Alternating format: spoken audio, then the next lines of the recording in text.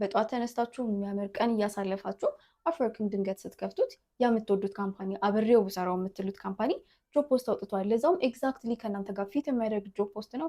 ደሞዙ አሪፍ ነው፣ ሎኬሽኑ አሪፍ ነው፣ ኤቭሪቲንግ አሪፍ ነው። ከዛ አፕላይ ታደርጋላችሁ። ኦን ዘ አዘር ሳይድ ደግሞ ኤችአሩ የእናንተ ሲቪ ደረሰው፣ ከፈተው፣ አየው፣ በሰከንዶች ውስጥ ሪጀክት አደረገው። እናንተም ደግሞ ስልካችሁ ላይ ኖቲፊኬሽን በገባ ቁጥር ከአሁን ለኢንተርቪው ጠሩኝ እያላችሁ ስልካችሁን ቼክ ታደርጋላችሁ። ግን የሪጀክሽን ኖቲፊኬሽን ይደርሳችኋል። ለምንድን ነው የሌሎች አፕሊካንት በዛ ተመሳሳይ ሰከንድ ውስጥ አይቶት ወደ ኢንተርቪው ያሳለፋቸው የሚለውን። ይሄ ብቻ አይደለም፣ በሰከንዶች ውስጥ ኤችአሮችን አትራክት የሚያደርግ አይነት ሲቪ እንዴት እንደምትሰሩ ቀለል ባለ ወይ የምናሳያችሁ ይሆናል። ወደ ቪዲዮ እንቀጥል።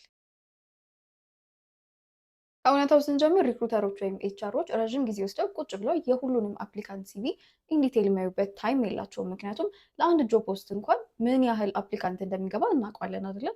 በቀን ቢያንስ በመቶዎች የሚቆጠር ሲቪዎች ይገቡላቸዋል። ይህም የሚሆነው በዛ ሰዓት አንድ ጆብ ፖስት ብቻ ካወጡ ነው። አስቡት፣ አንድ ካምፓኒ 5 ወይም 6 ከዛ በላይ ኦፕኒንጎችን በአንዴ የሚያወጣ ከሆነና ምን ያህል አፕሊካንቶች ለእያንዳንዱ ጆብ ፖስት እንደሚደርሳቸው ታውቃላችሁ። ስለዚህ እነዚህ ሪክሩተሮች ባላቸው ታይም ማድረግ የሚችሉት እነዚህን ሲቪዎች በመክፈት ስኪም ማድረግ ነው። አንድን ሲቪ ከፍታሉ፣ ያዩታል እና ማየት የሚፈልጉትን አይነት ኪወርዶች ካዩ ለቀጣይ ስቴፕ ያሳልፉት። ለዛም ነው በተደጋጋሚ ሲባል ከሰማችሁ አንድ ሪክሩተር ወይም ኤችአር አንድን ሲቪ ከፍቶ ከ5 እስከ 7 ሰከንድ ብቻ በመጠቀም ይሄ ሰውዬ ከኛ ካምፓኒ ጋር ይሄዳሉ ወይ ፊት ያደርጋሉ የሚለውን ቶሎ ዲሳይድ አድርገው ወደ ማሳለፍ ወይም ደግሞ ዲክላይን ወደ ማድረግ የሚሄዱት ማለት ነው። ደስ የሚለው ነገር ይህንን አንዴ አንደርስታንድ ካደረግን አንዴ ከተረዳ ነው አያስቸግረን። ምክንያቱም እነዛ ሪክሩተሮች ኤችአሮቹ ምን አይነት ነገር ነው በዛች 7 ሰከንድ ውስጥ አትራክት የሚያደርጋቸው አይናቸው ውስጥ የሚገባው ምንድን ነው የሚለውን ከተረዳን ቀላል ይሆንልናል። ስለዚህ በእነዚህ 7 ሰከንዶች ውስጥ እንዲወስኑ የሚያደርጓቸው ነገሮች ምንድን ናቸው?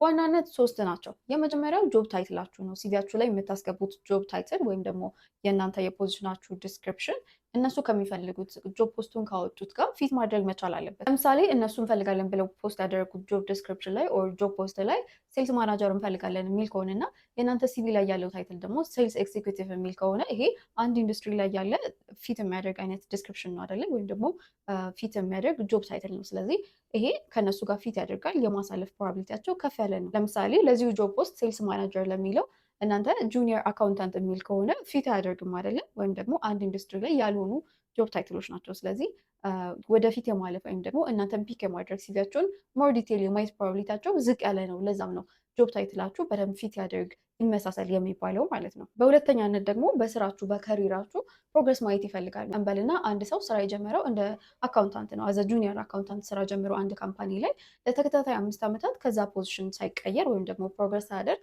እዛው ላይ የ5 ዓመት የስራ ልምድ አለው እንበል።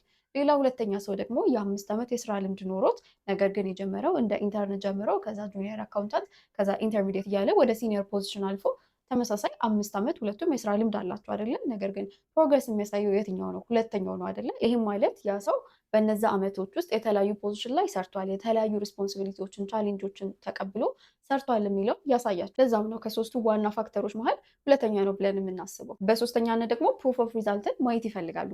ይህም ማለት ምንድን ነው? ብዙዎቻችን ጆብ ዲስክሪፕሽናችንን ስናስቀምጥ ሲቪያችን ላይ የነበሩንን ሪስፖንሲቢሊቲዎች፣ ዲዩቲዎች፣ ሮላችንን ነው አይደለም የምናስቀምጠው። ይሄ በጣም ቬግ ነው። ለነዛ ለኤችአሮች ምንም የሚጠቅማቸው ነገር የለም። ማድረግ ያለብን ወይም ደግሞ እነሱ ማየት የሚፈልጉት ደግሞ በዛ ስራ ያመጣነውን ሪዛልት ነው። ለካምፓኒው ምን ጠቅመናል፣ ኳንቲፋይብል የሆነ ሪዛልቶችን ማየት ይፈልጋሉ። በቁጥር የሚገለጹ ሪዛልቶችን ማለት ነው። ለምሳሌ አንድ ሴልስ ባለሙያ የድርጅቱን ፕሮዳክት ሽጫለሁ ብሎ ዲስክሪፕሽን ላይ ከማስቀመጥ በወር ውስጥ ኦን አቨሬጅ ከ100 በላይ ፕሮዳክቶችን ሽጫለሁ፣ የድርጅቱን አመታዊ ገቢ በ3% ከፍ እንዲል ኮንትሪቢዩት አድርጋለሁ ስንል ይሄ ኳንቲፋይብል የሆነ በቁጥር የሚገለጽ ኤችአሩን በቀላሉ ምን አይነት ሪስፖንሲቢሊቲዎች እንደነበራችሁ ምን አይነት አቺቭመንት እንዳላችሁ በቀላሉ በእነዚህ 2 ሴንቴንሶች ይረዳል ማለት ነው። ስለዚህ ጆብ ታይትላችሁ ማች ማድረጉን እርግጠኛ ሁኑ፣ ፕሮግረሳችሁን ማሳየታችሁን እርግጠኛ ሁኑ። በሶስተኛነት ደግሞ አቺቭመንታችሁን ወይም ሪዛልታችሁን ደግሞ በደንብ እንደምታሳዩ እርግጠኛ ሁኑ። አሁን ደግሞ ስለ ሰመሪ ሴክሽናችሁ እናውራ። ሰመሪ ሴክሽናችሁ ላይ ሪዛልት ድሪቨን፣ ፕሮብለም ሶልቪንግ፣ ቲም ፕሌየር እንደዚህ አይነት ኪወርዶች ካሉ ይህን ቪዲዮ ፖዝ አድርጋችሁት ሄዳችሁ ዲሊት አድርጋችሁ ተመልሳችሁ ነው። ምክንያቱም በእርግጠኝነት የምነግራችሁ 500 ሲቪ አንድ ኤችአር ቢከፍት 499 ላይ እነዚህ ኪወርዶች አሉ እና ምን ያህል ሪፒቴቲቭ እና ተመሳሳይ እንደምትሆኑ አስቡ። ዋና ዓላማችን ደግሞ ከሁሉም ሰው ለየት ብለን መታየት፣ አቴንሽን ውስጥ መግባት፣ የዚህ የኤችአሩ አይን ውስጥ በዛ 7 ሰከንድ ውስጥ መግባት ነው አይደለም። ስለዚህ ለሁሉም ኢንዱስትሪ ለሁሉም ፕሮፌሽናል ላይ መግባት ከሚችሉ ኪወርዶች ይልቅ ስፔሲፊክ እናንተንና ፕሮፌሽናችሁን በደንብ ዲስክራይብ የሚያደርግ አይነት ኪወርዶችን መጠቀም አለባችሁ። ለምሳሌ አንድ ሴልስ ባለሙያ ሪዛልት ድሪቨን ሴልስ ፕሮፌሽናል ሲኪንግ ቻሌንጂንግ ሮል ዌር አይ ካን ዩቲላይዝ ማይ ስኪልስ ኤንድ ግሮ ከማለት ይልቅ ቢ2ቢ ሴልስ ፕሮፌሽናል ዊዝ 5 years ኦፍ ኤክስፒሪየንስ ክሎዚንግ ኢንተርፕራይዝ ዲልስ ፎከሲንግ ኦን ፊንቴክ። በእነዚህ በሁለቱ ሴንቴንሶች መሀል ያለው ልዩነት ፊል አደረጋችሁት አይደለም? ስለዚህ አንደኛው በተደጋጋሚ ሁሉም ሲቪል ላይ የምናያቸውን ኪወርዶች ይዟል። አንደኛው ደግሞ ስፔሲፊክ ሆኖ ለሴልስ ፕሮፌሽናል የሚጠቅሙ ኪወርዶችን ተጠቅሟል። ኤችአሮቹንም በደንብ አትራክት በሚያደርግ ሪዛልት ኦሪየንትድ በሆነ ወይ የተጻፈ አጻጻፍ ነው። ስለዚህ ሰመሪ ሴክሽናችሁ ከ3 እስከ 5 ከነዚህ ባልበለጠ ሴንቴንሶች የተጻፈ ቢሆንና ስፔሲፊክ እናንተን ለምን ስፔሻል እንደሆናችሁ የሚያሳይ ለምን ያን ቦታ ዲዘርቭ እንደምታደርጉ የሚያሳይና ለምን የቀረውንም የሲቪ ሴክሽኖች ማየት እንዳለባቸው ማንበብ እንዳለባቸው ኤችአሮችን የሚያሳምን ኦር የሚያጓጓ መሆን መቻል አለበት። ቅድም ሜንሽን ወዳደረግነው ችግር ደግሞ እንመለስ። ብዙዎቻችን ሜንሽን የምናደርገው ከሪዛልታችን ወይ ከአቺቭመንታችን ይልቅ ዲስክሪፕሽናችን ወይም ደግሞ ያለንን ሪስፖንሲቢሊቲ ነው አይደለ? ይሄ ብዙዎቻችን ኢንተርቪው እንዳናገኝ ስራዎችን እንዳናገኝ እያደረገ ያለ ችግር ነው። ለምሳሌ ሲቪያችሁን እየሰራችሁ እና የስራ ልምዳችሁን እያስገባችሁ ሪስፖንሲብል ፎር ማኔጂንግ ክላይንት ፖርትፎሊዮ ኤንድ ሃንድሊንግ ሴልስ ኢንኩሪስ። ይሄ ቬግ ነው አይደለ? ምን አይነት ክላይንቶችን ነው ማኔጅ ያደረጋችሁት? ምን አይነት ኢንኩሪስ ነበሩ የሚለውን እንደ ኤችአር ስታስቡት ምንም የሚገልጽልኝ ነገር የለም። ስለዚህ ማኔጅድ ፖርትፎሊዮ ኦፍ 30 ፕላስ አካውንትስ ጀነሬቲንግ 500,000 ኢን አኑዋል ሬቨኒው አቺቭድ 95% ክላይንት ሪቴንሽን ሬት ኤንድ ኢንክሪዝድ upsell revenue by 28% year over year። ያገላለጽ ኤችአሩ ማወቅ ያለበትን ኢንፎርሜሽን በጠቅላላ የሚሰጠው አገላለጽ ነው። ለምሳሌ እንበልና ሶፍትዌር ኢንጂነር ናቸው። develop features and fix bugs ከማለት ይልቅ reduced critical bug resolution time by 35% through automated testing frameworks mentored to junior developers on best practices። አሁንም ልዩነቱን አያችሁት አይደለ? አክሽን፣ ኢምፓክት፣ ሜዠርመንት ለሁሉም ፊልድ የትኛውም ፊልድ ላይ ብትሆኑ ይህንን ፎርሙላ ተጠቀሙ። ግን እኔ እኮ ገና ተማሪ ነኝ ኦር ጁኒየር ነኝ ወይም ፍሬሽ ግራጁዌት ነኝ፣ እነዚህ ነገሮች ምን ብዬ ነው የምጽፈው? አክሽን፣ ኢምፓክት፣ ሜዠርመንት ግራ ነው የሚያጋባ አይደለ? ምን ማድረግ ትችላላችሁ? ሪፍሬም ማድረግ ማለት ይህን ያላችሁን ትንሽም አቺቭመንት ብትሆን ጎላ አድርጋችሁ ኤችአሩን አትራክት በሚያደርግ መልኩ ማሳየት ማለት ነው። ለምሳሌ እንበልና ተማሪ ናችሁ፣ ምንም አይነት ፎርማል የሆነ ወርክ ኤክስፒሪየንስ የላችሁም። ግን ያለፈው ክረምት ላይ ለሁለት ወር አንዲት ሱቅ ላይ እንደ ሴልስ ባለሙያ ተቀጥራችሁ ሰርታችሁ ነበረ። ይህንን ኤክስፒሪየንስ እንዴት አድርጋችሁ ነው ሲቪያችሁ ላይ የምታስገቡት? ለሁለት ወር ያክል እንደ ሴልስ ባለሙያነት ተቀጥሬ ሰርቻለሁ። ብዙዎቻችን እንደዚህ ነው አይደል የምናስገባው። ግን የተሻለ ሪፎርም ለማድረግ ደግሞ ምን ማድረግ እንችላለን? ለምሳሌ ከ200 በላይ ኮልድ ኮሎችን በወር አደርግ ነበረ። 8% ሰክሰስ ሬትም ነበረኝ። ምን ያህል ሪስፖንሲቢሊቲ መውሰድ እንደምችሉ እና ምን ያህል አቺቭ ማድረግ እንደምችሉ በትንሽ ኤክስፒሪየንስም ቢሆን ማሳየት ትችላላችሁ ማለት ነው። እዚህ ጋር እያደረጋችሁ ያላችሁት እየዋሻችሁ አይደለም፣ ያልሰራችሁትን እየተናገራችሁ ወይም እያካበዳችሁ ሳይሆን ያላችሁን ኤክስፒሪየንስ ወይም ያላችሁን ኢምፓክት በደንብ አጉልታችሁ ማሳየት መቻል ነው። ስለዚህ ስትሮንግ የሚባል ሲቪ ለማዘጋጀት ወይም ደግሞ ሪክሩተሮችን አትራክት የሚያደርግ ሲቪ ለመስራት ግዴታ ከ10 ከ15 ዓመት በላይ ወርክ ኤክስፒሪየንስ ሊኖራቸው አይጠበቅም። እስካሁን ድረስ ትልቅ የምንላቸውን ሚስቴኮች አየን አይደለ? ማድረግ የሌለብንና ማድረግ ያለብን ነገሮች። ነገር ግን ሲቪያችን ላይ አንዳንዴ ትንሽ የሚመስሉ ስህተቶች ግን ብዙ ዋጋ የሚያስከፍሉን ነገሮች አሉ። እነሱን አሁን የምናይ ይሆናል።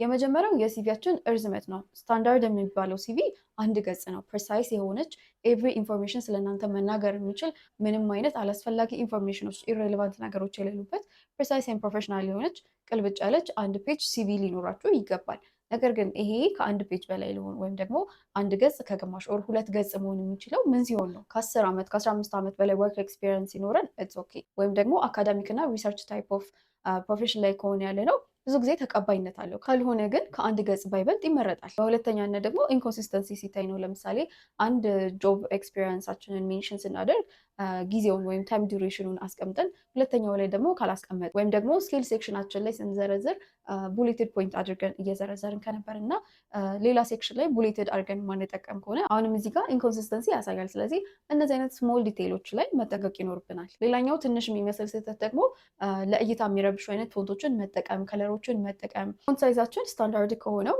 በላይ ኦር ደግሞ በታች ከሆነ ይሄ አንፕሮፌሽናል ያደርግብናል ሲቪያችንን። ፕሮፌሽናል ናቸው ወይም ስታንዳርድ ናቸው ተብለው የሚታሰቡት ፎንቶች እነ ታይም ኒው ሮማን፣ ኤሪያል ወይም ደግሞ ካሊብሬት መጠቀም እንችላለን። ትልቁ ስህተት ደግሞ ታይፕ ኤረር ወይም ደግሞ ግራማቲክ ኤረር ካለ ነው። አስቡት ያችን የራሱን አንድ ገጽ ሲቪ ታይፕ ኤረር ይኑሮ አይኑሮ ቼክ ሳያደርግ ወይም ኦርጋናይዝ ሳያደርግ አፕላይ የሚያደርግ ሰው እንዴት ነው አምናችሁ ያንን ሪስፖንሲቢሊቲ ወይም ደግሞ ያንን ስራ የምትሰጡት? ይህንን እይታችሁን ስለሚቀይርባችሁ ሲቪያችሁን በደንብ ክሮስ ቼክ ማድረግ ይኖርባችኋል። አሁን ላይ ደግሞ ጊዜው እየተቀየረ ነው። ጆብ ማርኬቱም ራሱን በደንብ አፕዴት እያደረገ ነው። ኤአይ ፓወርድ የሆኑ ጆብ ፕላትፎርሞችን እና ጆብ ፕሮፋይሎችን ማየት በጣም የተለመደ ሆኗል። ከነዛም መሀል አንዱ የአፕወርክ ፕሮፋይል ነው። ቀጣሪዎች ከዚህ በፊት ለስራ አፕላይ ስታደርጉ ይሄድላቸው የነበረው ሲቪያችሁ ብቻ ነው። አሁን ደግሞ የአፕወርክ ፕሮፋይላችሁም አብሮ ስለሚሄድላቸው እዛ ላይ የምታስገቧቸው ስኪሎቻችሁ፣ የስራ ልምዳችሁ ኤቭሪ ሴክሽን ለእነሱ ማተር ያደርጋል። በመጀመሪያ ደረጃ የአፕወርክ ፕሮፋይላችሁ ሙሉ ለሙሉ መሙላታችሁን እርግጠኛ ሆኖ በመቀጠል ደግሞ የፖርትፎሊዮ ሊንካችሁን አስገቡ። ይሄ ብቻ አይደለም፣ ልክ ሲቪያችሁን አዲስ ስራ ወይም ደግሞ አዲስ ስኪሎች፣ ሰርቲፊኬሽኖች ሲኖሯችሁ አፕግሬድ እንደምታደርጉት የአፕወርክ ፕሮፋይላችሁንም አፕዴት ማድረግ በየጊዜው አትርሱ። እስካሁን ድረስ ሜንሽን ያደረግኩላችሁን ስቴፖች ተጠቅማችሁ ሲቪያችሁን አፕግሬድ የምታደርጉ ከሆነ ከእንደዚህ አይነት አንፕሮፌሽናል ሲቪ ወደዚህ ፕሮፌሽናል ወደሆነ በቀላሉም ኢንተርቪዎችን የምታገኙበት ሾርት ሊስትድ የምትሆኑበትን አይነት ሲቪ ታገኛላችሁ። ይህንን ሙሉ ስቴፕ ለመሄድ እንዲያግዛችሁ ጋይድ የሚያደርግላችሁ ቼክሊስት አዘጋጅተንላችኋል። ቼክሊስቱንም ዲስክሪፕሽን ላይ ሊንክ አስቀምጠንላችኋል፣ እዛ ማግኘት ትችላላችሁ። በቀጣይ ሌላ ስራ አፕላይ ከማድረጋችሁ በፊት በዚህ ቼክሊስት መሰረት ሲቪያችሁን አፕዴት አድርጉት። ጉድ ላክ